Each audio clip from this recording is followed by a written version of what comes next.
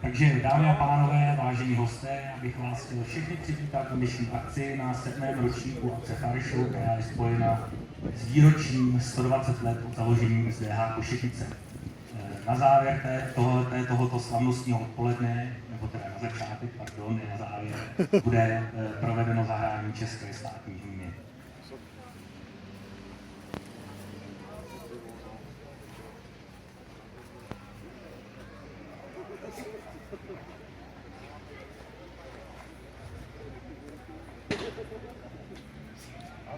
Pozor!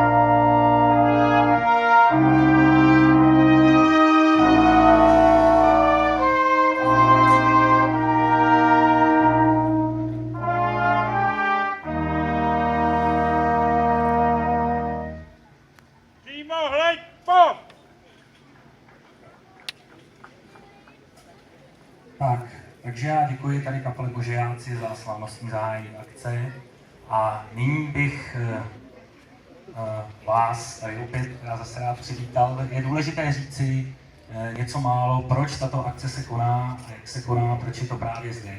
Jak jistě víte, tato akce se jmenuje Fire Show a letos se tady všichni zúčastňujeme již 7. ročníku. Jak jistě víte, akce Fire Show její historie sahá do roku 2006, kdy teda akce začala na hotelu Obora, kde místní provozovatel tohoto hotelu vymyslel i tento název. A my první 2 roky jsme mu pomáhali pouze s organizací techniky a zabezpečení nějakého programu. V roce 2008, což je 3. ročník, bylo rozhodnuto, že tuto akci budeme pořádat zcela ve své režii a přesuneme ji sem blíže návštěvníkům sem do areálu Agropodniku Košetice.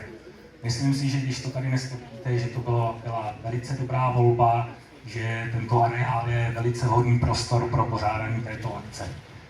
7. ročník se koná letos po 3 letech, protože minulý ročník byl v roce 2012.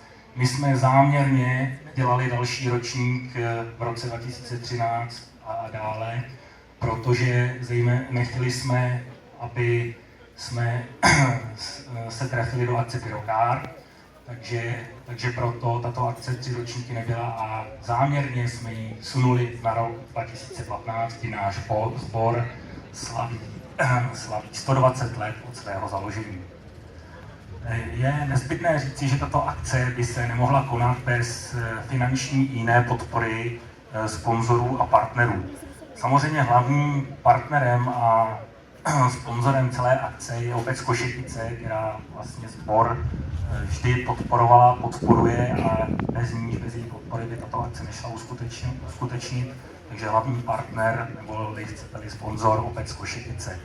Dalšími sponzory je Agropodnik Košetice, Autocentrum Bupy, Hasičská vzájemná pojišťovna, firma Dvořák Tábor, dřevozpracující družstvo Lukavec, firma Bluetech, pásové dopravníky, zámečnictví Svatoš, firma Cime, firma Duotrans, firma Kosservice, firma Dufek a firma Jiří Janda Autodoprava Humpolec.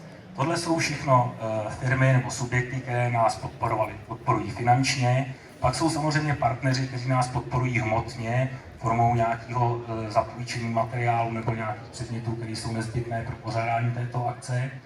A nebo jsou to subjekty, které nás podporují mediálně nebo se zde přímo v areálu prezentují. Takže je to Český národní registr dárců kostní dřeně, je to nadace policistů a hasičů, je to firma Blue Pirex, je to anketa dobrovolní hasiči roku, která se zde taky prezentuje, je to společnost PESIP, je to zdravotní pojišťovna ministerstva vnitra, firma Zahas, firma Naši hasiči CZ, firma Toy, firma Träger, firma Mikl HT, ASČR, to je Asociace Samaritánů České republiky, kteří by každou chvíli měli dorazit. To je ta sanitní služba, která tady vždy zajišťuje vlastně vaši bezpečnost a zdraví po celou dobu akce. Mimo jiné zde budou provádět ukázku a je to záchranný kruh. Samozřejmě nezbytní jsou taktéž mediální partneři, takže hlavním mediálním partnerem je Pelhřimovský deník, takže všichni v pondělí se určitě dočtete v Pelhřimovském deníku nějakou reportáž o této akci a to budou znát zejména hasiči, server Požáry.cz. To by bylo něco o sponzorech, o partnerech. Je to trošku dlouhé, ale je to nezbytné, protože, jak říkám, bez podpory sponzorů a partnerů bychom tuto akci nebyli schopni uspořádat. Další důležitá věc, která je zde potřeba uvést, jsem velice rád, že naše pozvání sem na tuto akci přijala řada významných hostů, jak z řad profesionálních hasičů, tak z řad Sdružení hasičů Čech, Moravy a Slezska, takže já bych je zde rád představil, stojí tady po mé levé ruce, takže začal bych samozřejmě tím nejdůležitějším hostem, který má taky podíl na této akci a je to zástupce obce Košetice, paní inženýrka starostka Blanka Letová.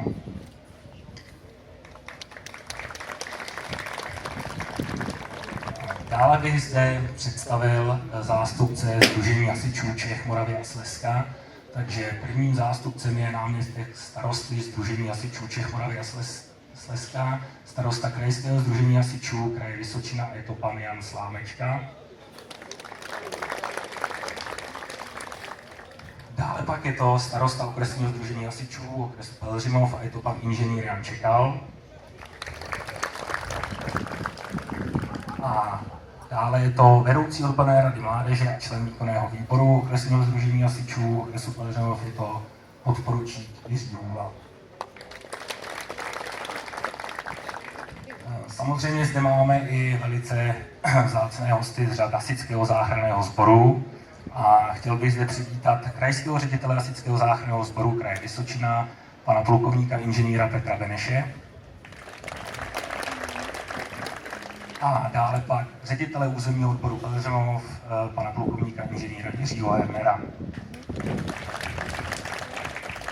A samozřejmě jeden velmi důležitý člověk, který se dneska dostavil na poslední chvíli, ale dostavil se, jeho účast byla nezbytně nutná pro dnešní den. A chtěl bych zde představit pana Milana Čapka, je to vlastně generální ředitel společnosti Mikl HT, hlavničku Obrod, která nám opravila naši cisternovou automobilovou stříkačku, kterou budeme zanedlouho světit. Pan Čapek se omlouval, že není příliš ustrojen, protože ještě tak do 12. Tatru spravoval a doděláno, takže omluvte prosím jeho neustrojenost, ale myslím si, že hlavně je důležité, že je tady. Tak, to by bylo představení hostům a abych tady nemluvil pořád já bych rád předal teď slovo hostům a začal bych asi u paní starostky obce Košetice, paní inženýrky Marky Veletové. Děkuji. Vážení členové sboru dobrovolných hasičů, občané obce, návštěvníci a milí hosté. Jsem ráda, že vás mohu přivítat jako starostka obce na dnešní slavnosti. 120 let od založení sboru dobrovolných hasičů Košetice je významné výročí, které je dobrou příležitostí k zamyšlení a ohlédnutí se do minulosti. Sbor dobrovolných hasičů byl založen v roce 1895 za pana starosty Pípala. Je nesporné, že založení sboru dobrovolných hasičů mělo a má svůj velký význam doposud nejen pro obec, ale i pro její obyvatele, ale i pro různá místa v regionu. Za dlouhé období od založení sboru se toho událo mnoho. Vystřídaly se generace hasičů, zdokonalovala se technika. Budovy, které hasičům sloužily a slouží, s rekonstrukcí nebo jinými úpravami dovedly k dnešní podobě. Dá se říci, že se změnilo a stále mění k lepší dokonalosti vše, co si hasiči pro svou činnost usmyslí. Co se však nezměnilo, je láska, obětavost, zanícenost hasičů pomáhat lidem a chránit jejich majetek před různými živelnými pohromami. Ať už se jedná o požáry, povodně či další nepříjemné události, o které bohužel v našem současném životě není nouze. Sbor dobrovolných hasičů byl v minulosti založen zejména za účelem hašení požárů. V současnosti je ale jeho činnost daleko rozsáhlejší, takže je nezbytností absolvovat mnoho školení, rozlišovat se a připravovat na různé situace. Náročnou psychickou i fyzickou přípravou musí projít každý člen sboru. Základy toho všeho se vštěpují již nejmladším členům sboru, které jejich vedoucí vychovávají k tomu, aby se z nich v budoucnu stali plnohodnotní nástupci současných členů. Hasiči jsou lidé s velkým srdcem, protože se kromě své charakteristické záslužné, dobrovolné a obětavé činnosti podílejí i na kulturním životě obce. Domnívám se, a slova pana velitele mě tady předešla, že mohu s klidným svědomím na tomto místě říci, že spolupráce obce se sborem dobrovolných hasičů Košetice je velice dobrá. Obec Košetice vždy uvážlivě a po celou dobu podporovala sbor dobrovolných hasičů v jeho činnosti. Protože je více než zřejmé, že jedna organizace se bez druhé prostě neobejdou. Sbor dobrovolných hasičů od svého založení až k dnešnímu dni prošel významným vývojem a jeho existence je pro život obce neodmyslitelná. Vyjmenovat všechno, ať se jedná již o zásahy, technické pomoci, soutěže, jiné aktivity, prostě není možné. Činnost takovéto organizace se nesestává jen z velkých akcí a úspěchů, ale obsahuje obrovské množství, dá se říci, mravenčí práce, o které se nezmiňují ani ty nejpodrobnější kroniky. Za touto prací je skryto úsilí velmi mnoha členů, kteří během let sborem prošli. Nelze je vyjmenovat všechny. Přesto by to bez těchto lidí nešlo. Obecní úřad děkuje všem, kteří se za uplynulých 120 let, byť sebe nepatrněji, podíleli na práci sboru dobrovolných hasičů Košetice. Z celého srdce vám všem, kteří jste převzali a dál nesete štafetu činnosti sboru, přeji, aby se oslavy 120. výročí založení sboru dobrovolného spolku hasičů Košetice vydařily a aby činnost našeho sboru dobrovolných hasičů Košetice byla v dalších letech bohatá, kvalitní a úspěšná. A věřím, že si na své dnes přijdou i všichni návštěvníci oslavy a tak všem zúčastnění přejí hezké a nezapomenutelné zážitky.